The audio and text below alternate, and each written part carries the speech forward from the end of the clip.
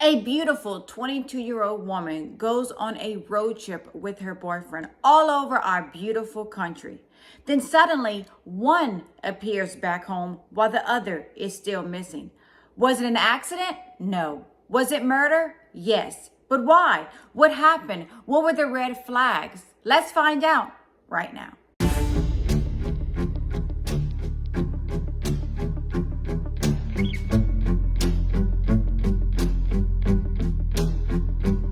Happy Terrifying Tuesday, my Cajun cuties. Yes, it's me, Anne Marie, aka the Cajun Crime Queen from Carencro, Louisiana. Cajun born, Cajun bred, and when I die, I'll be Cajun dead. I hope after this video that you like, subscribe, and comment. And don't forget to press on that notification bell so you never miss a video from me, Anne Marie. I hope you have a beverage. I hope you have a snuggle partner or a snuggle fur partner. Those are the best. And you're ready to hear a true crime story with yours truly. And as always, I want to know, are y'all drinking that water? Are y'all staying hydrated? Are y'all getting those tickers up? Remember, just a quick 20-30 minute walk, especially first thing in the morning, get those endorphins up, and you're going to have an amazing, wonderful day, I promise you. And I would like to thank all of you for joining me tonight on this Terrifying Tuesday while we discuss a 3-part video. I put together a 3-part video for y'all because this story is very heartbreaking. And let's get into it. Today, we are going to be discussing part 1 of Gabby Petito. As you all may know, Netflix came out with a new documentary on it, the Gabby Petito story. And we thought we knew everything about this case. We did. We thought we knew everything. I absolutely thought I knew everything. And I studied true crime daily. I did not know everything. I noticed tons of red flags. I also noticed things that other people didn't notice because, as you all may know, some of y'all may not know, my new subscribers, I am a victim of domestic violence. It has been decades since I've been through it. I am happy. I am healed. I'm in a great relationship. And I just want all of you to know that no one deserves to be hit on. I don't care what the circumstances are. You do not put your hands on anyone, no matter who it is, a man or a woman. Do not resort to violence. I'm going to be breaking down each episode and telling y'all exactly the red flags that I noticed because I have been through the same thing. I was shocked at some of the things that I did notice. And my heart goes out to Gabby's friends and family, and just know that she is watching over all of you, and she loves you all very much. Gabrielle Venora Petito was born on March 19, 1999 in Long Island, New York, to her parents, Joe and Nicole. Gabby was a lovely baby. She was sweet. She was very loud. She loved to be the center of attention. She loved to steal the show. She was a great baby. When she was only 6 months old, her parents, Joe and Nicole, decided they were going to separate it. They both married different people. All 4 of the parents loved Gabby very much. She was the light of their eyes, and she loved her parents just as much as they loved her. Gabby was an incredible artist, incredible. As I looked at some of her drawings on social media and on the Netflix documentary, I noticed the details she put in each piece of artwork. She loved drawing, and she was on her way to be an extremely talented artist. If y'all would like to go see some of her drawings, y'all need to go look at them. She was climbing her way to the top, and she could have been an amazing artist. She could have been an artist for Disney. That's how good, in my opinion, I think she was. In March of 2019, when Gabby was only 20 years old, she's walking towards a deli when Brian Laundrie approaches her. He says he sees her, he turns around, he parks the car, he gets out of the car, and he runs up to Gabby, and they start talking. He says it was love at first sight. Gabby describes it the same way. They truly loved each other. Gabby said he was very sweet and very loving towards her. Gabby introduces Brian to her parents, and they say even though they feel he is socially awkward and quiet, he is very sweet, very respectful, and very loving to their daughter, Gabby. Gabby and Brian knew each other through school, but it was just through the art community. They never really hung out too much together. Brian did art just like Gabby, but if you look at Brian's art, it's very dark. It's a different type of art. it said things like help, and it was very weird, but they both loved art very much. Then around 2020, Brian says he wants to move to Florida to be with his parents. His parents and his sister had moved to Florida. Brian's sister is around 10 years older than him, so he came late in life. He was extremely spoiled after his parents, and he wanted to be with his parents, his sister, and his two nephews down in Florida. So Gabby agrees. She agrees that she is going to move to Florida with Brian. And in my opinion, that's red flag number one. Why would Brian want to move away and take his girlfriend with him? To me, that's some type of sign that he wants to isolate Gabby away from her friends and family. But I could be wrong. But to me, right then and there, that was a red flag. But who knows? Maybe he truly missed his family and wanted to be with his family. When they arrive in Florida, everyone gets along. Even Brian's mama, Roberta, loves Gabby. They are doing everything together, going to the beach, going here, going there. Then all of a sudden, as always, they don't get along anymore. In my opinion, I believe that Roberta, Brian's mom, was extremely jealous of Gabby and Brian's relationship. She didn't like the fact that Gabby was taking her baby boy away from her. Gabby's friends say they saw Brian interact with them, and they said he was very awkward. He was very quiet. It was very weird. Something was very off about him, and friends know. Then one night, Gabby was going line dancing with one of her friends and noticed that her ID was missing out of her wallet. She finds out that Brian stole her ID in order for her not to go. Red flag number two, that's very controlling. He wanted her to stay with him. He didn't want her to go with her friends. And to me, right then and there, that is a huge sign of someone trying to control you. After dating a little over a year, in July of 2020, Brian Laundrie proposes to Gabby. And even though he does not have a ring, while he's proposing, a firefly lands on Gabby's ring finger. How sweet. At that point, they knew the universe wanted them to be together. My luck, a bee would land on my ring finger and sting me while my man was trying to propose, because I have the worst luck. So I thought that was so cool that a firefly landed on Gabby's finger while he was proposing. Gabby was excited. She was happy. However, huge red flag right here, yeah. Her parents found out through social media when Brian Laundrie's mother, Roberta, posted it on her social media. Why is that? Why wouldn't Gabby have told her parents? I don't know about y'all, but when I got engaged, I called everyone. I especially called my parents first, but they already knew because my man had asked for my hand in marriage. He asked my dad. Brian did not ask Gabby's parents for her hand in marriage. I found that very weird that they knew nothing. They knew absolutely nothing. How heartbreaking for the parents that they have to find out their daughter is getting married through social media.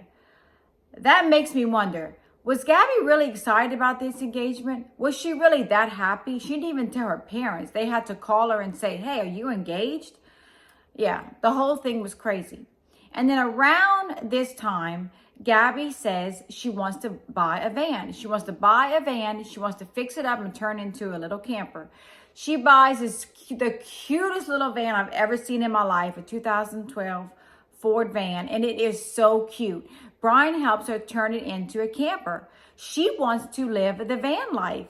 She wants to go in this van, travel across the country, show people the beautiful sights of every single state. She was going everywhere from California, Utah, Colorado, everywhere, showing us the sights. She wanted to be a blogger. And just like me, she wanted to be a YouTuber. She wanted to film all of these things, edit it, and put it out for people to see, which I thought was so wonderful. It was so great. But did Brian want to do those things? And Brian didn't like the fact that Gabby was hanging out with her friends. Gabby had to get a job at Taco Bell, which she absolutely loved. She loved the people that she worked with. She loved working at Taco Bell. She was trying to save every single penny in order to save enough money to go on this van journey. She sometimes worked 50 hours a week. She saved every penny to go and travel around the country in this cute little van. Gabby and Brian would fight constantly. He constantly tried to control Gabby, and she hated it. She didn't want to be controlled. She wanted space. If she wanted to hang out after work with her friends, he would get mad. If she wanted to go somewhere with her friends, he would get mad. He wanted Gabby all to himself 24/7. And he would text her these things and then apologize and tell her, I was just in the bathroom crying. Oh my gosh. And then Gabby would feel bad and say, God, he's so sweet. He's so loving. I don't deserve him. And she would feel bad. Typical narcissist. To do something wrong, then turn it around on you to make you feel bad. That's typical. That's typical for someone that is a narcissist and has narcissist behavior. And I believe that Brian wanted to do everything he could to control Gabby, but she was seeing the signs. He had to get her away from people. He didn't want her around anyone. So what does he say? Okay, let's go live this van life. Let me take you away from everyone. Let me have you all to myself. But everything was going to be recorded. And I wonder if that's why he wasn't too excited about the van life. Maybe he just didn't want to live it. But on July 2nd, 2021, Gabby and Brian decided to start the van life. They were going everywhere. They even stopped at Gabby's mother's house. She gave her daughter a hug, held her tight, gave her $200, turned to Brian and said, you take care of her, you keep her safe. And he promised he would. He promised he would take care of Gabby. They were going to the most beautiful areas, mountains, valleys, waterfalls, sleeping in tents, eating in their van, going on different road trips. They were going to different campsites. It was absolutely beautiful. And Gabby would make all these videos. She would look at them. She would edit. And as she was making these videos, I noticed Brian rolling his eyes. He wasn't excited about the situation. He wasn't happy, but he wanted to be with Gabby, so he was there. But you can tell they were starting to get annoyed with each other. They were starting to feel very, too close to each other. I don't know about y'all, but I couldn't go on that type of journey with my man. I love him to death. I think he's wonderful, but I need my me time. I need my space. I need my me time. But Gabby and Brian wanted to live this life, and she was doing everything she could to make this life possible. But while she was there, things started to slowly unravel. We think everything is so glamorous on social media. We see pictures of these people and we think their life is just so perfect. They have everything. They're going on these adventures. They're taking these pictures and everything looks great. But social media is not always what it seems. As you all know, I'm a huge fan of Marilyn Monroe. And Marilyn Monroe had everything in life. She was the biggest icon that ever lived. However, she states that she was the loneliest woman ever. We wouldn't have known that if we just saw pictures of her and videos of her. We would have never guessed that. The Kardashians made a comment one time. People think just because we have money that we're happy, that we have no problems. It's not like that. Everything isn't real on social media. So don't always believe what you see. Not everything is always perfect. Gabby was posting these pictures and these videos. They were smiling. They were happy. They looked great.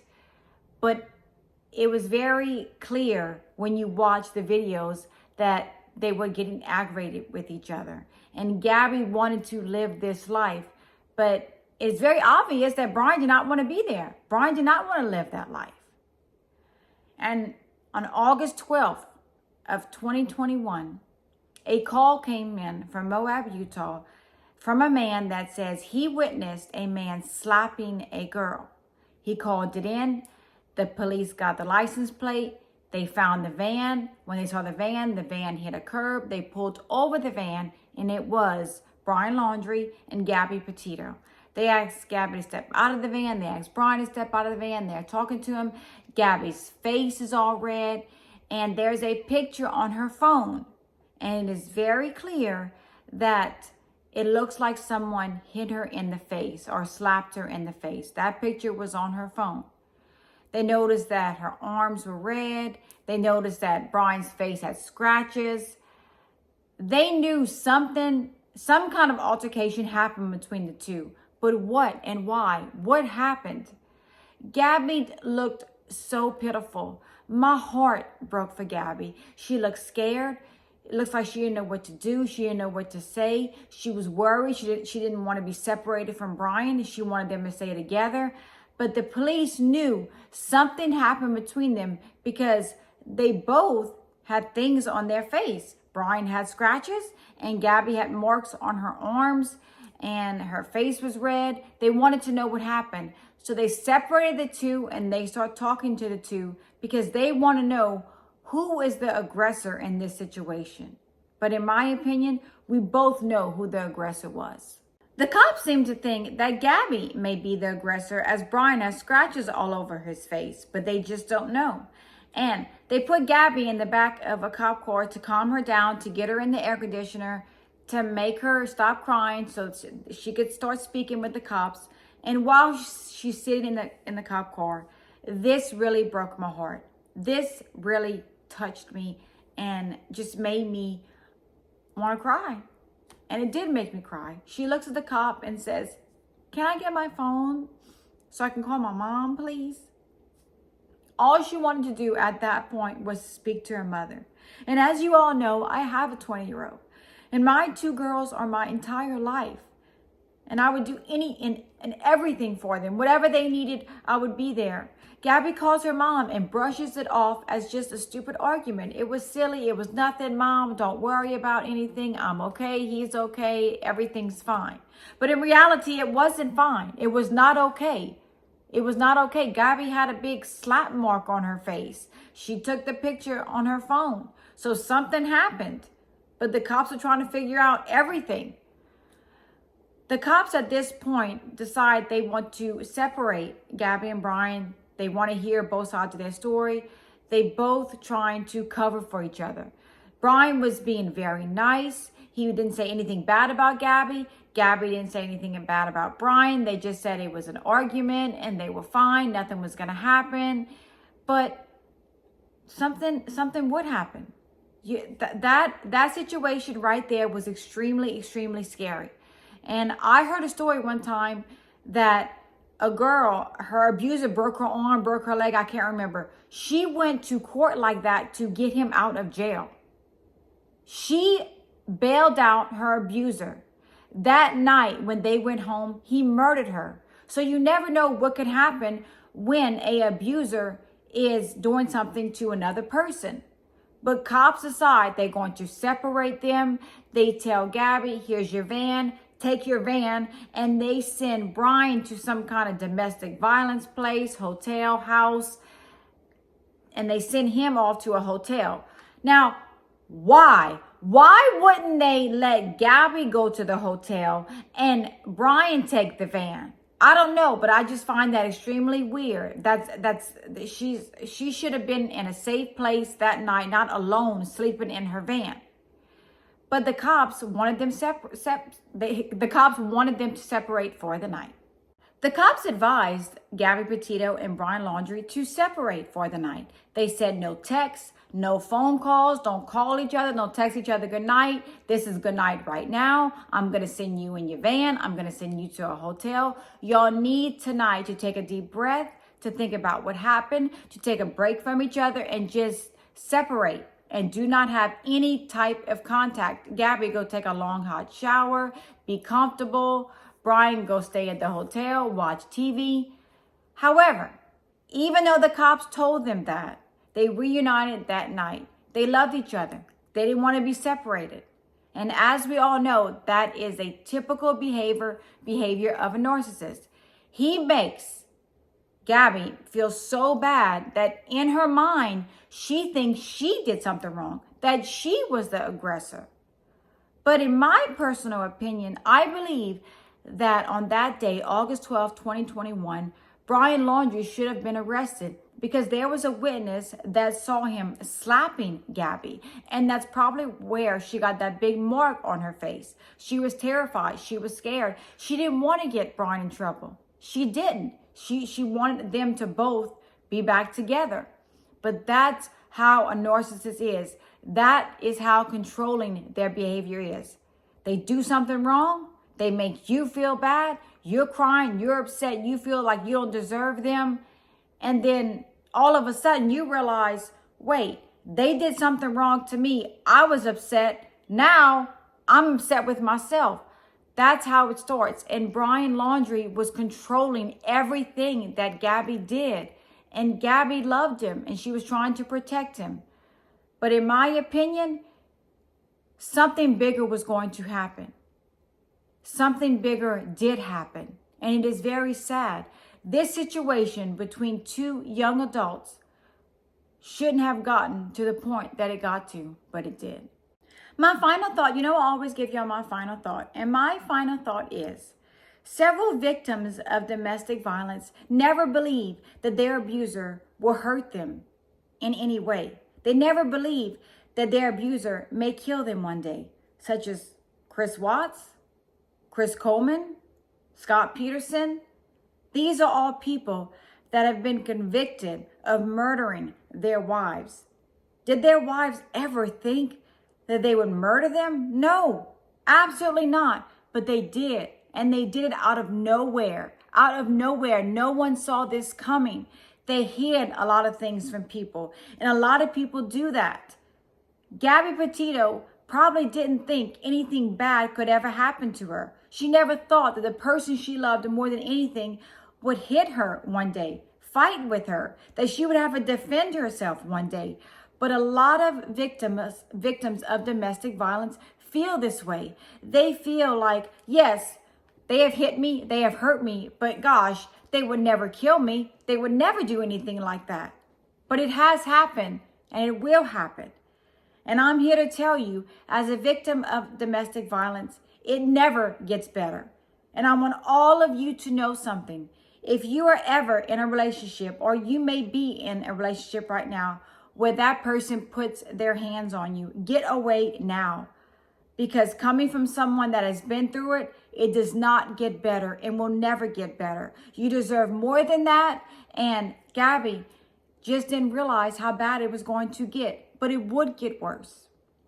I hope y'all all enjoyed today's video. I hope that y'all like, subscribe, and comment. And don't forget to press on that notification bell so you never miss a video from me, Anne Marie. I hope that y'all all join me tomorrow with part 2 of Gabby Petito, because we are going to be discussing more details about what happened to Gabby and all the red flags that I saw and I noticed throughout this documentary. And as always, thank y'all so much for joining me. Stay safe. Always be aware of your surroundings, and always know that I'm here for each and every one of you.